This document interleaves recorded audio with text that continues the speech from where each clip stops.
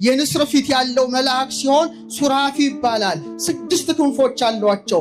በአጠቃላይ ግን ሕዝቅኤል እንደገለጣቸው ከሆነ ተሹመዋል። ሚካኤል ማለት ስሙ ራሱ ታላቅ ስም ነው።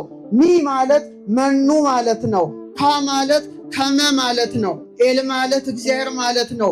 ሚካኤል መኑ ከመ እግዚአብሔር እንደ እግዚአብሔር ያለ ማን ነው ማለት ነው። በኋላ ጊዜ ሳጥናኤል እኔ እግዚአብሔር ነኝ ብሎ ሲነሳ መኑ ከመ ልዑል እንደ ልዑል እግዚአብሔር ማን አለ አንተ አይደለህም ብሎ የሚፋለም በመሆኑ ሚካኤል ማለት መኑ ከመ እግዚአብሔር ማለት ነው። ቅዱስ ያሬድ ግን ግብሩን ተመልክቶ ብእሲው አምላክ ብሎ ስሙን ተርጉሞታል። ዮሐንስ ሲመለከታቸው 24 መናብርት ዙፋኖች ተመለከተ። በ24ቱ መናብርት ላይ ደግሞ ነጫጭ ልብስ ለብሰው ተቀምጠዋል። እረፍታቸው ምስጋና፣ ምስጋናቸው እረፍት በመሆኑ ቁጥራቸው ልክ በ24ቱ ሰዓት ልክ ስንት አደረጋቸው? 24 ሲያደርጋቸው ልጅ አልወለድኩም ብሎ ቢክድ በምኑ ይታወቃል? አጉሊ መነጽር ሚያጎላ በማይክሮስኮፕ ስትመለከቱት ትደነግጣላችሁ። 6 ቢሊዮን ፊደሎች ውስጥ አሉ። እያንዳንዱ ሰው ወደ ምድር ሲመጣ አማኒ ይሁን የአማኒ ይሁን ሴት ይሁን ወንድ ይሁን እግዚአብሔር በተፈጥሮ የሚሰጠን የጀርባ አጥንታችን ቁጥር በጌታ ዕድሜ ልክ 33። እግዚአብሔር ሰውን ሲያመጣው እያንዳንዳችን እስከል ቦንስ ይባላል። የራስ ቅል አጥንት ቁጥሩ ስንት ነው? 22 ነው። የሰው ልጅ የጎድን አጥንቱ ልብን የከበበው ስንት ነው? 24 ነው። ደስ በላችሁ። ለመጀመሪያ ጊዜ የሰው ልጅ ጭንቅላት ሲከፈት በጣም አስደንጋጭ ነገር ተገኘ። ልንገራችሁ ትፈልጋላችሁ?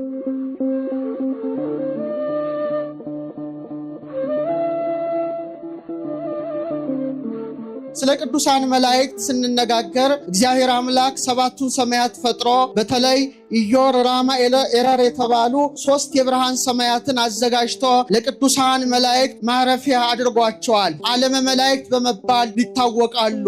የመጀመሪያው ሰማይ ኢዮር ይባላል ከመላእክት ከተሞች። ቀጥሎ ያለው ራማ ይባላል። በመቀጠል በስተመጨረሻ ያለው ኤረር ይባላል። እነዚህ 3ቱ ዓለመ መላእክት ውስጥ 9 ነገዶችን ያኖረ ማን ነው? እግዚአብሔር ነው። ከአጋዕዝት በመቀጠል ወድቋልና ሳጥናኤል ነገደ ኪሩቤል የሚባል ታላቅ ነገድ አለ። የሥላሴን ስዕል ስትመለከቱ የሰው መልክና የአንበሳ መልክ ያለው ሲሆን አለቃቸው ኪሩብ ይባላል። ነገዱ ደግሞ ኪሩቤል ይባላል።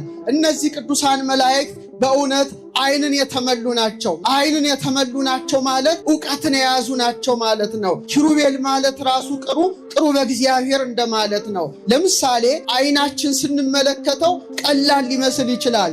እግዚአብሔር ግን ሲያዋቅረው ዓይን ብዙ ነገር ነውና ወደ 7 ሚሊዮን የሚጠጉ ቀለማትን መለየት ከነዝርዝራቸው የሚያውቁ ሮድስ የሚባሉ ሕዋሳት ሲኖሩት ጨለማን ደግሞ መለየት የሚችሉ ወደ 100 ሚሊዮን በእውነት ሮድስ የሚባሉ ሴሎችን ማን አኑሯል? እግዚአብሔር አኑሯል።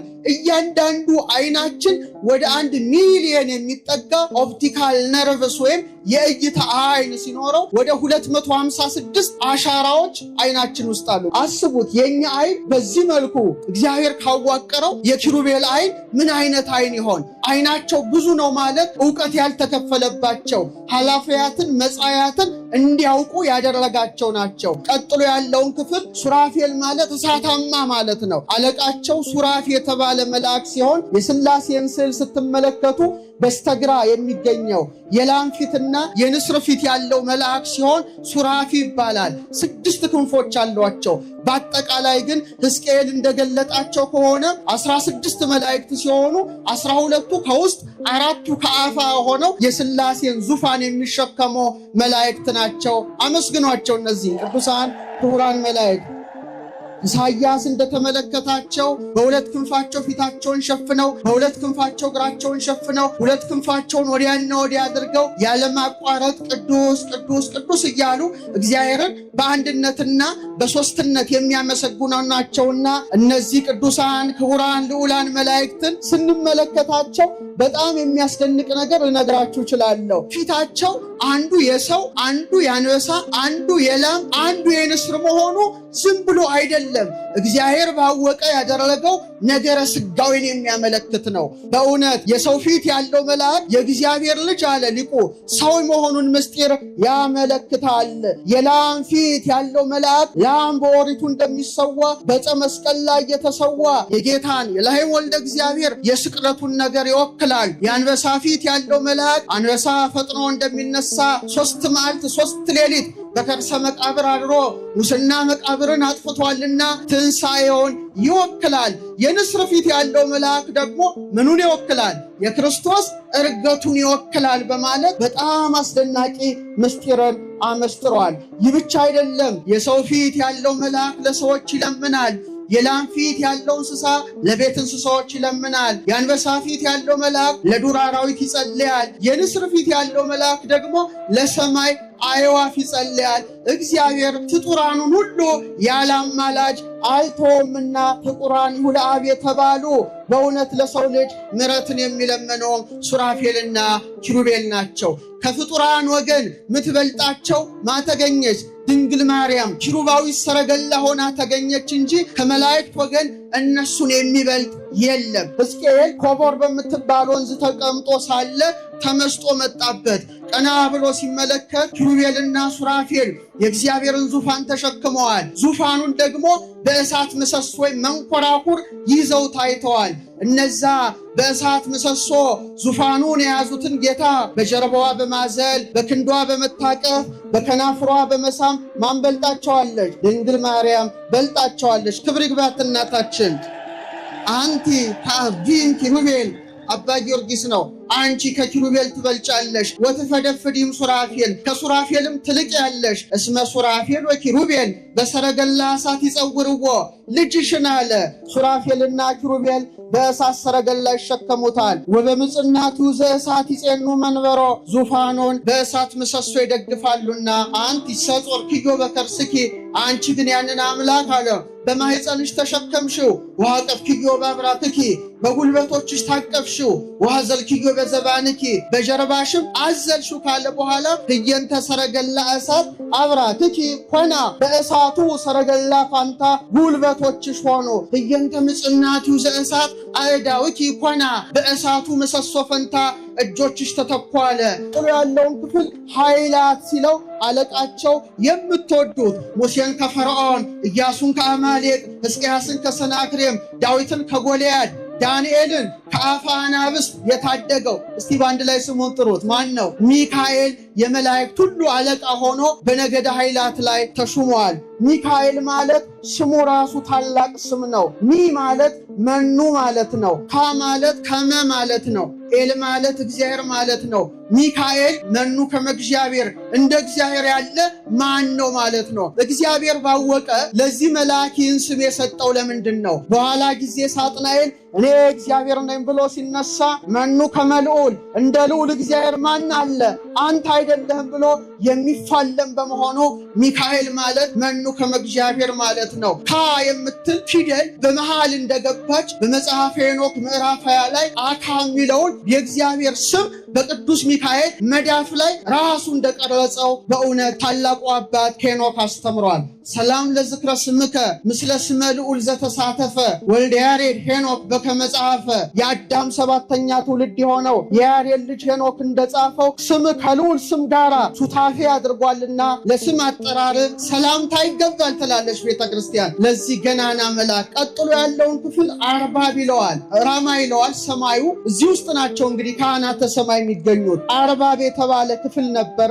ያንን ደግሞ እንዲመራ ሩፋኤል ተሹሟል። ማን ተሹሟል? ሩፋ ማለት ሐኪም ማለት ነው። ኤል ማለት ምንድን ነው? እግዚአብሔር ማለት ነው። ፈውሰ እግዚአብሔር የተባለ ሐኪሞችን የሚራዳ የመላእክት አለቃ በእውነት አርባብን ቅዱስ ገብርኤል ይመራዋል። መናብርትን ደግሞ ሩፋኤል ይመራዋል። በረከታቸው ይደርብን። ገብርኤል ስንል ጋቦር ማለት በዕብራይስጥ ኃያል ማለት ነው። ኤል ማለት እግዚአብሔር ማለት ነው። ገብርኤል ማለት ምን ማለት ነው? እግዚአብሔር ኃያል ነው ማለት ነው። ራማ በተባለችው ሰማይ ነገደ አርባብን እንዲመራ እግዚአብሔር ስልጣን ሰጥቶታል። ቅዱስ ያሬድ ግን ግብሩን ተመልክቶ ብእሲው አምላክ ብሎ ስሙን ተርጉሞታል። ቀጥሎ መናብርት ይባላሉ። ከመናብርት ነገድ የወጡ ናቸው። መሪያቸው ሆኖ የተገኘ ግን ሩፋኤል ነው። ሩፋ ሐኪም፣ ኤል እግዚአብሔር ሐኪሜ ነው ማለት ነው። ቀጥሎ ያለውን ክፍል ስልጣናት ብሎታል። አለቃቸው ሱሪኤል የተባለ ወይም ሱሪያል የተባለ መልአክ ነው። ሱር ማለት ትእዛዝ ማለት ነው። ኤል ማለት እግዚአብሔር ማለት ነው።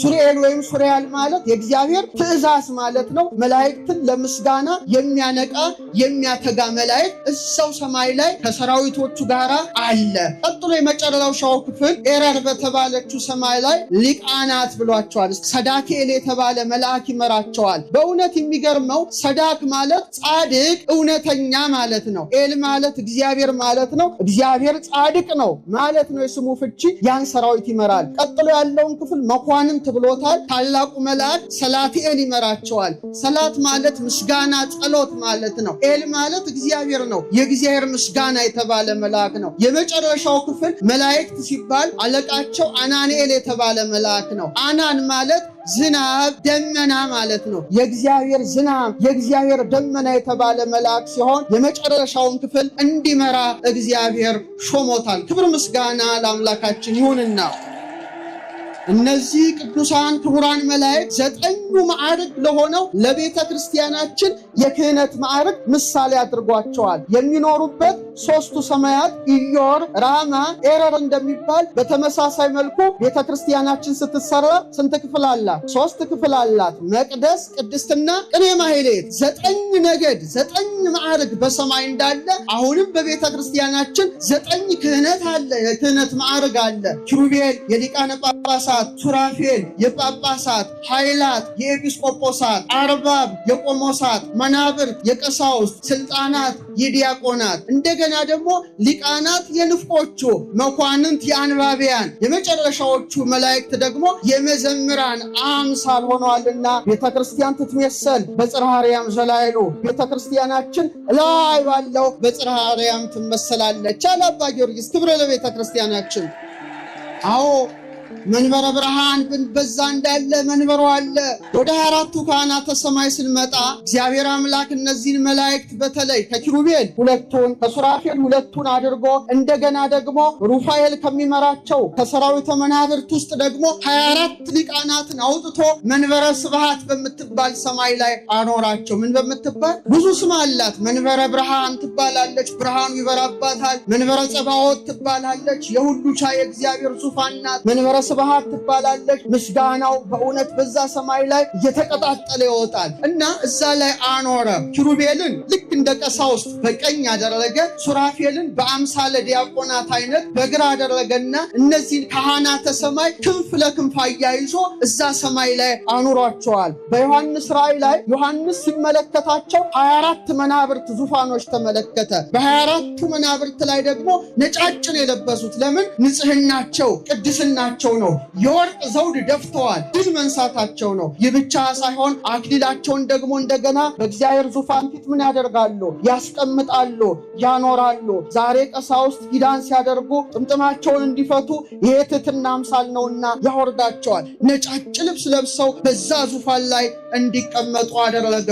ጣዚዮን የሚባል የብርሃን ዘውድ እንደፋላቸው። ለምን 24 አደረጋቸው? ስንት ሰዓት አለ ንገሩኝ? 24 ሰዓት አለ። 12 የቀን ሰዓትና 12 የሌሊት ሰዓት አለ። እነዚህ መላእክት ምስጋናን የማያቋርጡ ረፍታቸው ምስጋና፣ ምስጋናቸው ረፍት በመሆኑ ቁጥራቸው ልክ በ24ቱ ሰዓት ልክ ስንት አደረጋቸው? 24 ሲያደርጋቸው በእውነት ኦርቶዶክሳውያን በ24ቱ ሰዓታት በመላው ዓለም የሚጸለየውን ጸሎት ሁሉ የሚያሳርጉ በመሆናቸው ቁጥራቸው ስንት ሆነ? ከፍ ብሎ 25 ዝቅ ብሎ 23 ሳይሆን በ24ቱ ሰዓት ልክ 24 አድርጎ ማን ሾማቸው? እግዚአብሔር ሾማቸው። 12 ወራት አሉ። በ12 ወራት ልክ ደግሞ የሰለጠኑ 12 መገብታ ወራት አሉ። በድምሩ ስንት ይሆናሉ? 24 ይሆናሉ። በእውነት ፍጥረት ሁሉ የተሾመለት ጠባቂ መልአክ አለው። ያም ይሁን ሁሉም ጸሎቱ በማን በኩል ይወጣል? በ24ቱ ካህናተ ሰማይ ማይጠን ወደ በእግዚአብሔር ፊት የሚቀርብ በመሆኑ ቁጥራቸው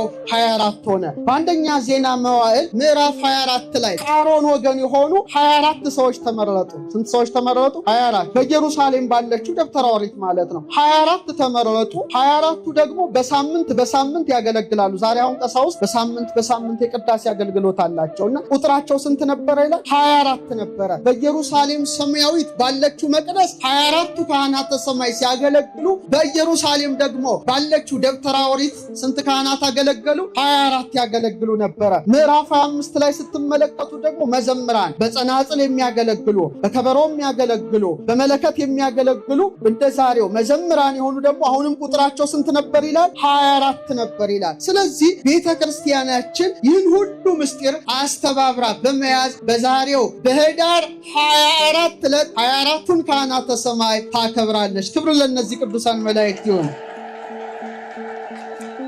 ሰው በመልኩ ሲፈጥረው እንደዚሁ የፈጠረው አይደለም። ሰው ማለት ፊደል ነው። ሰው ማለት ቁጥር ነው። ልጅ አልወለድኩም ብሎ ቢክድ በምኑ ይታወቃል? ዲኤንኤው ዘረመሉ ይመረምራል አይደል? ውሸት የለም፣ እውነት ነው። አሁን ለምሳሌ ፊደል ነው፣ ቁጥር ነው። ዲኤንኤ አይታችሁ ታውቃላችሁ? ከእናንተ መካከል ዲኤንኤ የለም አይደል? እሺ፣ ቅርጹ የያዕቆብን መሰላል ነው የሚመስለው። እግዚአብሔር እያንዳንዳችን ሴላችን ኒውክለሱ ማዕከሉ ላይ ነው የቀረጸው። በትልቅ አጉሊ መነጽር ሚያጎላ በማይክሮስኮፕ ስትመለከቱ ትደነግጣላችሁ።